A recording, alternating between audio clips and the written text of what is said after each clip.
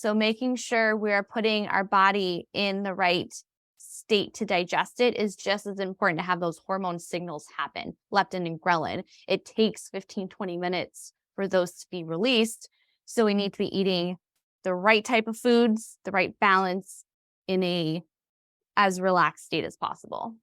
Eating hygiene is just one of the tips that Allison Occkial gives us today in this episode. This is episode 47, 4 categories of hormones and how they affect health and weight loss with Allison Occkial. She has tons of wisdom to share with us today, and you'll find that many of the things we talk about are highly actionable tips and tools that you can implement right away. So let's go. Welcome to Eat Well, Think Well, Live Well, the podcast for women who want to lose weight but are tired of counting and calculating all the food. I'm your host, Lisa Salisbury. I'm a certified health and weight loss coach and life coach, and most importantly, a recovered chronic dieter.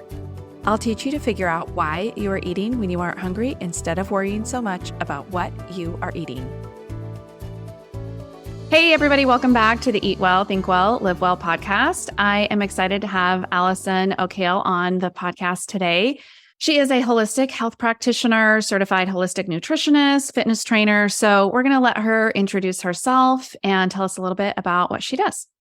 Cool. Hi, Lisa. My name is Allison Occkial, and thanks for having me. Like she introduced me briefly, I am all into everything holistic health, so lifestyle and wellness. I am a holistic nutritionist as well as a functional medicine health coach and a personal trainer. So anything health and wellness and fitness related, I love. It's my passion. I work with clients from all over the country, just helping them with personalized wellness plans, small group programs as well, coaching, and I still do personal training here in the area as well.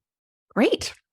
So one of her specialties that she reached out to me about is a little bit in the hormone field. So some of her specialties she let me know is women that struggle with chronic stress, low energy, hormone imbalances, thyroid, adrenal health. So we really wanted to dive into some hormones in this episode. And specifically, of course, as we do focus on weight loss here, what kinds of hormones do we want to be aware of for weight loss? What are important? I'm going to ask a whole bunch of questions and then we're just going to chat. So we're going to talk about what those hormones are. Do we need to have testing for those? Like, how do we know? Essentially, how can we optimize those for weight loss? Yep, definitely. Hormones are the driver behind ultimately how we look, feel, and function, right? So weight loss is not just about calories in versus calories out, like what we've been taught, eat less, move more. That's just too simplistic, really. It's yes, essentially your body needs to be in a calorie deficit to lose weight, not necessarily fat, but your hormones and your physiology drive how well your body's actually doing that and how if your body's going to keep the weight off as well. And we don't want to focus on diets. It's about creating a lifestyle change and optimizing the hormones. So one of the, I guess the big weird pink elephant in the room to address with weight loss and hormones is the stress, your stress bucket and inflammation, as well as having just a consistency and realistic plan, ultimately having a routine. So those 3 things are what you need in order to optimize your hormones and to optimize your weight loss long-term. Okay. I'm going to interrupt you for a second. Let's get really clear on what hormones we're talking about, because I talk about kind of 2 buckets of hormones. One that we've talked about quite a bit on the podcast is our hunger hormones. This includes like your insulin, ghrelin, leptin. The second bucket that we think of as hormones for women, especially, is our female hormones, estrogen, progesterone, testosterone. Then you also have your stress hormones. I guess maybe that's a third bucket. Obviously, these are all interrelated. It's not like they're in separate functions, but that would be like your cortisol, and I'm blanking on other ones that might be included in that bucket. So which ones are you talking about? I would say 4 categories, and you mentioned 3 of them. So number 1 would be your adrenal system and your cortisol, your adrenaline, your norepinephrine, your fight or flight hormones. Then you have your metabolic system, so your digestive system in terms of hunger levels of the ghrelin, leptin, insulin, blood sugar, managing that. Number 3, before the sex hormones, is actually going to be your thyroid.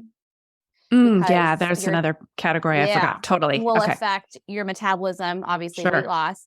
And then the 4th one is your sex hormones, because estrogen, progesterone, testosterone, they actually do have an effect on hunger levels, performance, weight loss, everything like that. So taking into consideration all 4 of those categories, I think what most people think of when they think hormones, they think estrogen, sex hormones, which that's the only category. So we want to make sure we're looking at all of the systems, not just the one. Okay. All right. So when we're talking about optimization, then that's a lot to manage. Like we just listed, there's like 20 hormones. Like for the everyday person that's not like going to be highly aware of this, what are like the realistic ways to optimize those hormones? It's really looking at the lifestyle picture overall. So going back to the beginning we said stress, and that stress bucket, if we can look at, I say 3 different R's. So it's removing, reducing, and either reframing or redirecting the stress. Stress comes in many different forms. What happens is when we have too much stress in the body, it's going to prioritize removing that stress and inflammation before prioritizing weight loss. So you have the sympathetic versus the parasympathetic nervous system. Cortisol, increased stress, always will put us into that fight or flight sympathetic system, and our body actually needs to be in the repair, rest, digest, parasympathetic mode of the nervous system. We're going to flip-flop back and forth throughout the day, but ultimately our lifestyles are so overwhelmed by, we have to wake up early, we have to do this, and we have this, and responsibilities, and then we're late. And then also there's the mental, emotional side of stress. And then you have the physical as well as chemical, environmental types of stress. All of that combined, our society is stressed in general, period, the end. So we have to look at removing as much stress as we can, what we have control over, reducing what we can't get rid of, but managing it better. And then either reframing, redirecting that to be able to manage the stress and cope with it in a realistic way. Yeah, I think it was just yesterday I saw this video and this woman was like, I'm told I'm supposed to like reduce my stress, but like, do I just give my children away? Like, how does that work? Right. And that's, I mean, the truth is, like you said, it's not just our society, but it is the way we've designed our lives. And it is our choices that create some stress. And so that's where we get into some of the life coaching portion that I work with my clients on, which is understanding these emotions and learning to manage them, and just knowing that you can handle any emotion, and that will actually reduce the stress hormones going on when you're able to be okay, basically, with that stress that is going to occur.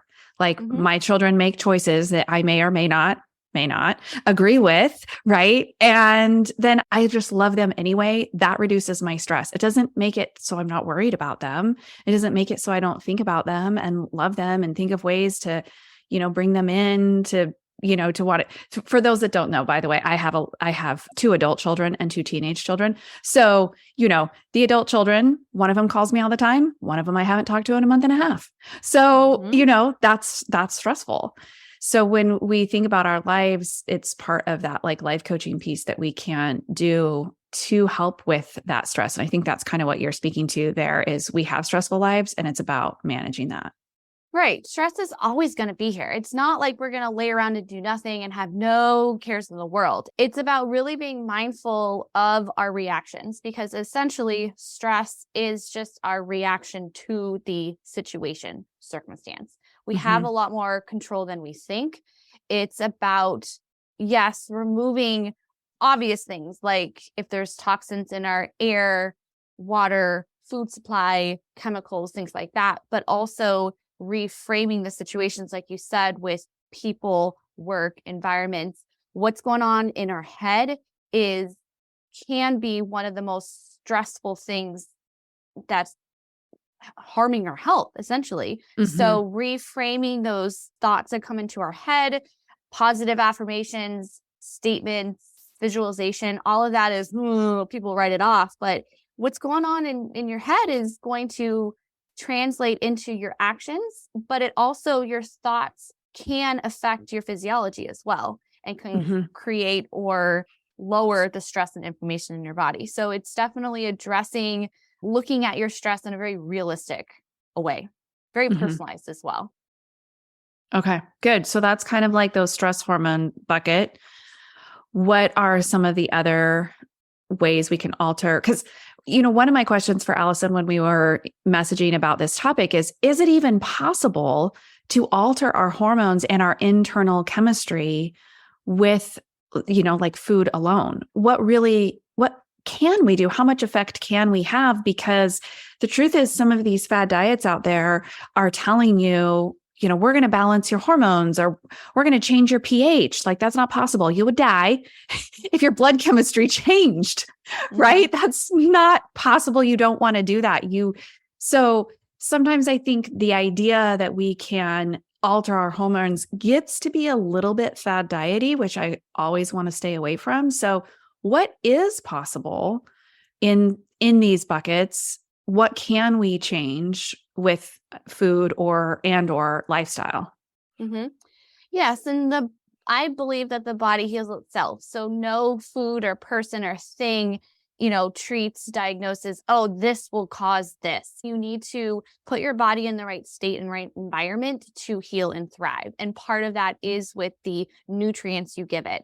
So water, food, those are essential to life, correct? So food, the nutrients that we find in food, ultimately, they create who we are and how to function. So if you break it down into the very basic of what food is, it's energy and fuel for the body. Then if it is nutrient deficient, it's going to have some signs and symptoms of an imbalance, whether that is, brain fog, fatigue, muscle cramps, anything like that. What happens is when the nutrition gets so imbalanced, it can cause the organs to not function as properly, right? So for instance, the thyroid will need iodine, vitamin A, vitamin C. Those are just some of the nutrients we need. Our food today sucks, right? If we aren't consciously choosing good quality food, we're not going to get it all from our diet.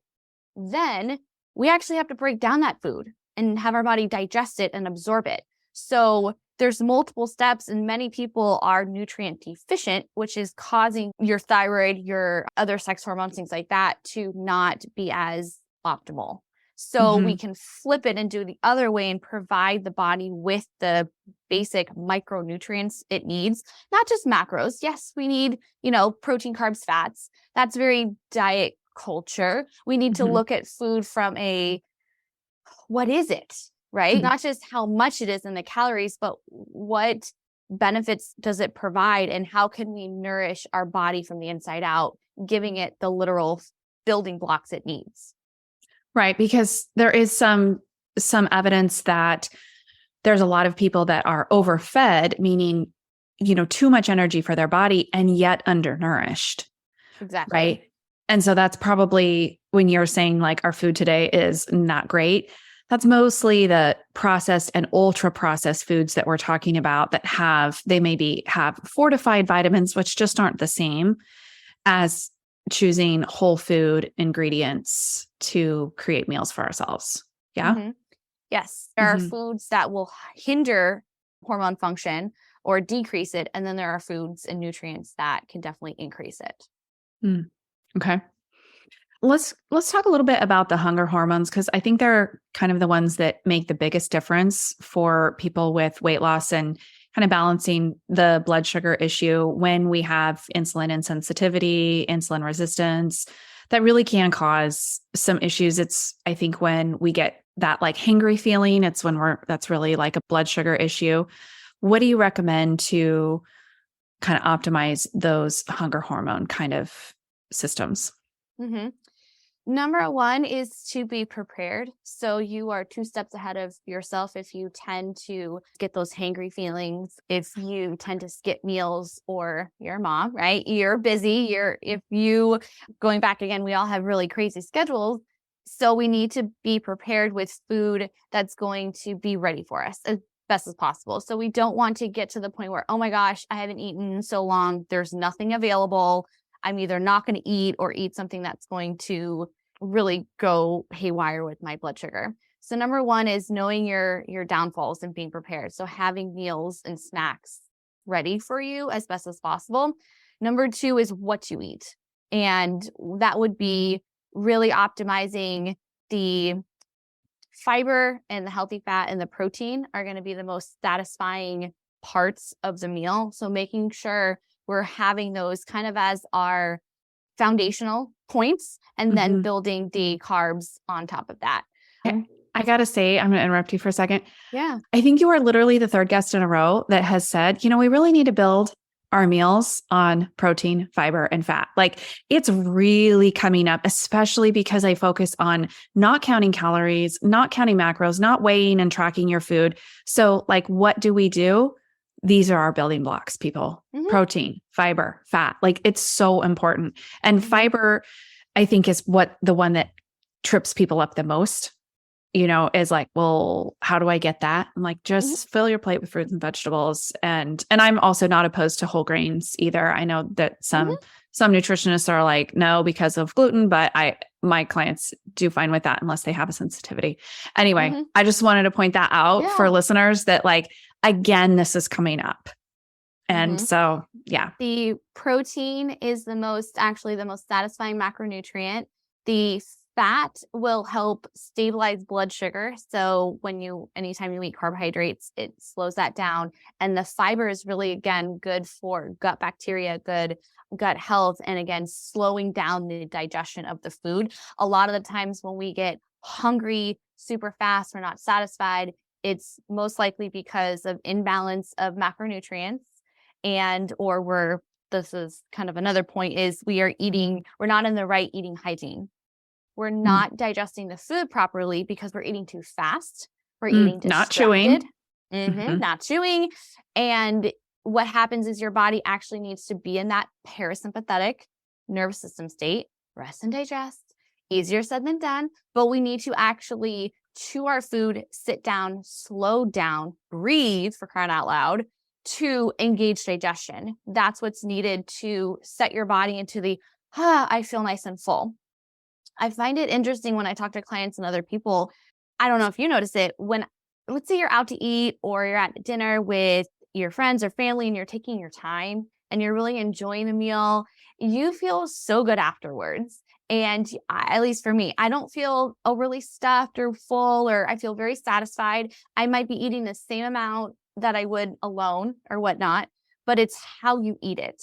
So food is so much more than just what you eat, right? It's connection, it's memories, it's everything. So making sure we're putting our body in the right state to digest it is just as important to have those hormone signals happen, leptin and ghrelin. It takes 15, 20 minutes for those to be released. So we need to be eating the right type of foods, the right balance, in a as relaxed state as possible. And I will end that with saying, I get it. I'm a new mom too. It's hard when you don't have much time. My number one go-to thing is, even if you have to eat standing up, you take a good 3 deep breaths through your belly, through your diaphragm, not your chest and your shoulders. That will help engage the vagus nerve, the parasympathetic nervous system. So you acknowledge this is not the best eating hygiene. This is not the ideal situation, but I'm still trying to be as calm as possible and chewing your food as best as you can. Those would be my two go-tos, the breathing and the chewing. Yeah. I love strategies then when you're like, listen, every meal isn't going to be ideal. Yeah, I talk about planning our meals ahead, using our higher brain, but I get that, like, sometimes we don't get meals planned ahead. And so then I have my go-to meals guide, which is like a way to kind of get around when you don't have time to plan. This is what you're going to go to. So I love that, where you're like, best is great eating hygiene, sitting down, having a knife, fork, napkin, no phones, all of that, great eating hygiene. But when we can't do that, then these are the two things you can do. I love having that like shortcut kind of thing. Yeah, quick tips. And that might be the perfect place for anybody to start too. Maybe Sure. they're eating on the go all the time, but at least, hey, I can at least focus on chewing better. The whole point of sharing education like this is just to become more aware. It's not always about, oh my gosh, I'm going to take everything that she said today and do it right now. Right. It's about exploring like, oh, that's a good point. I didn't even how many bites am I taking? How many meals am I eating standing up versus sitting down? It's the more awareness we have of our actions, the more we can be prepared and one step ahead of that, make the better decision next time. Slowly those habits add up. You start to feel better. It's a good snowball effect. It's just compounding the little things overall. And number one is the mindfulness around it. Yeah, perfect. I love that. So sometimes we have symptoms or we just notice things about our body. And we're just like, I don't know. I don't know what the problem is.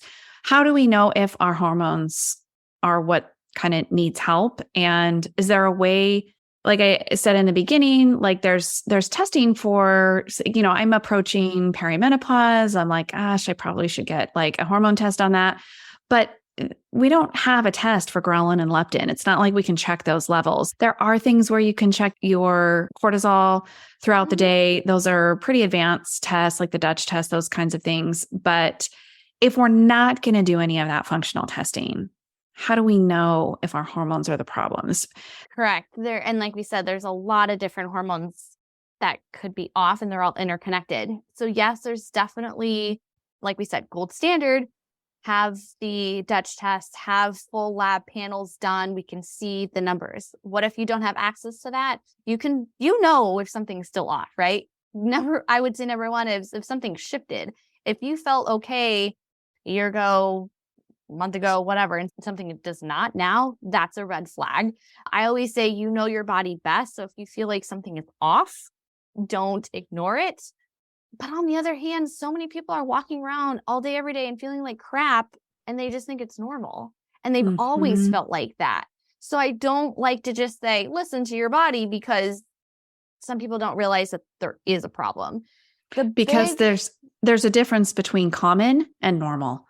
Just because it's common doesn't mean you have to experience it and doesn't actually mean that it's normal. So big symptoms would be, again, each category, if you have a dysfunction in your thyroid versus sex hormones, they're going to alter a little bit.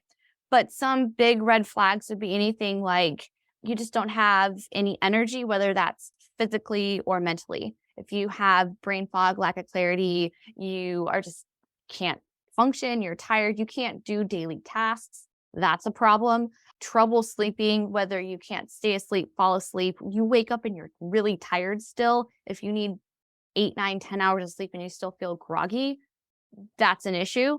You are gaining weight and that's not the intention. And you don't feel good in your body. Digestive issues, bloating, constipation, gas, diarrhea, anything like that. You also just mentally, a lot of symptoms can manifest anxiety, depression, kind of swinging, maybe not clinically depressed or clinically with the disorder, but something's off. You are more moody, you have really bad PMS. That's another one with women is that 2 weeks out of the month, half of their life, they deal with PMS, quote, deal with it, because it starts after ovulation. And then they say, oh, I just become either super moody or really raging mad, emotional. And then my period hits and that's just awful. Then I feel like crap. Then my cramps and headaches. And then we do it all over again. So those are signs and symptoms that something's wrong. And we should wake up. I should say this. We should wake up and we should have energy for the day. We should feel excited. We should feel a zest for our life. We should have steady energy that we can focus during the day. We poop every day. We sweat. We eat meals and we feel satisfied. We like food, but we're not having major cravings for it. Ultimately, again, if you put your body in the right environment and circumstances, it can thrive. It's not supposed to have painful periods. or brain fog or digestive issues. So that's not normal. You shouldn't just have to deal with those symptoms. A lot of, again, issues are coming from possibly lifestyle induced, but then exacerbated when the hormones actually become dysfunctional because of that. It's usually caused by lifestyle, if that makes sense. So you might be groggy because you don't drink any water and you have, carbs all day and you don't move your body. Those can all create fatigue. So if we start moving better, eating better, creating more space on our mental load, we can start to move the needle and then improve our hormones that way. Good. So that brings us into, I did want to talk about some of those other lifestyle factors. We talked a little bit about food, essentially just those building blocks, protein, fiber, fat, whole foods, kind of reducing our ultra processed foods. But the other lifestyle factors that can play a role in this, we talked about stress, and then there's sleep, movement. Tell us a little bit about that and how those factors can play into our hormones, weight loss, those kinds of things. We've definitely talked about stress kind of throughout this and our mindset. So that's going to be an area that, number one, we need to believe that we can have good health. And I think a lot of people are kind of nervous or afraid, or they never experienced it. I don't know. They don't think that they can do it. So you have to be your best cheerleader and know that if you, again, give yourself the right tools, it can happen. It might not happen tomorrow, but it's possible. So we have to keep our head in the game and have support that way as well. The other areas would be the sleep and movement. I say sleep is our body's way of recharging from the day and for the next day as well. So that's when your body actually, again, synthesizes those hormones, repairs everything. It's essential for life. If we don't sleep, then we will die. So I know this firsthand. So my daughter is 7 months old. And so for the first 3 months, it was rough, and she's a good sleeper too. But I was feeling the effects. Everything slowed down. It was just like, what's going on here? So the body's really strong and it's really resilient, but it can only go so far for so long. So just because I'm good on 5-6 hours of sleep each night, that doesn't mean you can long term. So we need to have the sleep for the hormone production as well. Also segueing into that's when our body naturally detoxifies. So for hormones, we need to look at gut health, digestion, and detox pathways. Specifically, I'll say for women, one big thing I see is estrogen dominance. So that could be two things. That could be your estrogen and progesterone. Your progesterone is too low and stress decreases progesterone. So then estrogen just is comparatively high compared to the progesterone. The other situation I see a lot is progesterone is fine, estrogen is high. And that's due to the environmental toxins that we are exposed to on a daily basis, our food supply, and poor detox pathways and gut health to get rid of the environmental toxins. And combine that with constipation being so frequent and common. Again, not normal, but constipation is so common. And you've detoxified this estrogen, and then it sits in the colon and it gets reabsorbed. And so if you are constipated, that's a huge factor for estrogen dominance, because then we have all this circulating estrogen and then the stuff that the body already took care of and put into that waste pathway. And now it's coming back because it's just sitting there in the lower intestines, colon. Yeah. It's for your listeners. I don't know if you talk about this, but your body creates hormones, but then actually does need to excrete them as well. Yeah. So think of the estrogen or any hormone, you're filling up that trash Sunday night, and then Monday you take it out to the street and you're like, yeah, bye, see ya. And then Monday night, it just gets rolled back to the, garage, and then it just sits there, and then, slowly it can go back out. But that's essentially what's happening when you do not have optimal digestion and bowel movements. It's just like you said, recirculating. So we have to look at where the inflammation and the stress and the toxins are coming from, but we need to give your body extra support, especially if you are prone to constipation, digestive issues, or PMS, headaches, migraines, anything along those lines. That's showing that we have some sort of estrogen dominance. So again, we have to remove as much as we can from the stress bucket. You do the best you can. Then your body, yes, can detoxify itself. Yes, our liver is amazing, but we need to give it some extra support where needed because we are bombarded by so much on a daily basis. So it's removing and then extra support. And what is that extra support for the liver? Lots of things. Movement for sure. So that's kind of your lymphatic system, but definitely sweating. We need to make sure we are having daily bowel movements, lots of water for natural fluid balance, more for your kidneys. Liver love is going to be everything from lots of good. I like to tell people eat your cruciferous veggies and your bitters. I know that sounds weird, but essentially you The are bitter trying greens. to get, you're trying to get good greens in there. You're trying to get fiber as well. And that's going to naturally help the digestion move along. Also things like apple cider vinegar, lemon, garlic, all of those are natural antifungal, antibacterial. They have wonderful properties. So if you just include them into your daily diet, that's going to make a big difference. Yes, there's other things like you do a castor oil pack, or you can do other herbs, for instance, like dandelion, artichoke root, milk thistle. You can take those in supplement forms or powders. Those are great too, but we want to make sure if you were to get the most bang for your buck, you're going to eat the best quality foods. You're going to move your body, focus on really optimizing the digestion, and then adding those if those aren't working first. Yeah. So I don't like to tell, people just go take another supplement. Like that's not addressing the root cause. Right. Well, and I'm so glad I kind of like asked this question. And then I was like, I wonder what she's going to say about this. Because listen, people, we do not need anything called a detox diet. Right? We just don't need these things. Don't buy into these like teas that are just going to make you like, they're just diuretics. Like that's not a detox. Right. The core here is getting our diet right, getting our hydration right, and moving your body around. If you're not doing those basic things, you don't need to add in these extras, those extra supplements. Like that's not going to help. Those things won't make a bit of difference if you're drinking 20 ounces of water a day. Like it won't, it's not going to work. We got to get the basics down first. And I think that is so important. And it's just so far from that diet culture, got to have a detox diet because the basics are boring. The basics are the things we just have to do every single day. There's nothing to sell when they're, product wise. So they have to come up with these things to sell you like these detox teas. Like don't buy that stuff. Do not buy that stuff. I see those like apple cider vinegar gummies. Right.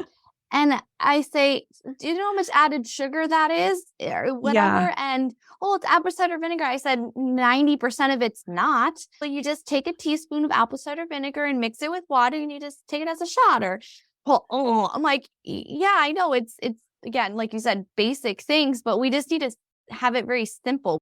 They're trying to sell you a product to make the effort, the hard work, like to try to outshadow that. I hope I'm making sense. Like instead of just having the straightforward apple cider vinegar, they're trying to sell it in a product that's not even truly what it's marketed as. Yeah, totally. That's just one example. So, but yes, basics, simple.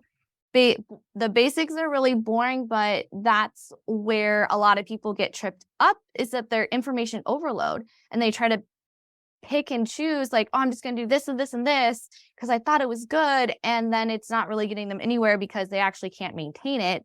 There's no consistency lifestyle. And they're not looking at the root issue of why are we having the symptoms to begin with? What do we need to look at? So kind of recapping what you said was stress management, sleep, detox, gut health, and then the exercise and movements weaved in there because that's going to naturally help excrete toxins. It's also great for sleep and energy. Movement creates energy. I know that sounds weird, but the more you move, the better you feel. And it's also going to create endorphins. Mental health is so important. So movement and exercise is a huge area that I think is very underrated in terms of helping your hormones. Yeah, perfect. This has been so great. So much great information about our hormones and our lifestyle issues. So I think we're going to wrap up here with Allison. If you could just tell us a little bit about where to find you. People want to follow you online. Where would they do that? Awesome. So you can find me. I'm on Instagram and Facebook. I'm at Wellness with Allie. And Facebook is Finesse Fitness with Allison. That's also my website, finessefitnesswithallison.com. I hang out there a lot. I share pictures of my daughter and workouts and food and all the fun stuff. So that's the best way to reach me. Great. All right. Well, for those that are my email subscribers, you're definitely also going to want to get our bonus clip because we're going to talk a little bit more about movement. But otherwise, we will see you next week. Thanks for listening today. Allison and I did record at that extra bonus clip I mentioned there at the end. We talked about movement, what her favorite movements are, but really more importantly, what she recommends for women that are currently exercising, as well as movement for those that aren't exercising at all. She is a personal trainer, so I found that to be really helpful information. So be sure to grab that link in the show notes to sign up to hear that extra bonus clip. As always, thanks for listening to the Eat Well, Think Well, Live Well podcast.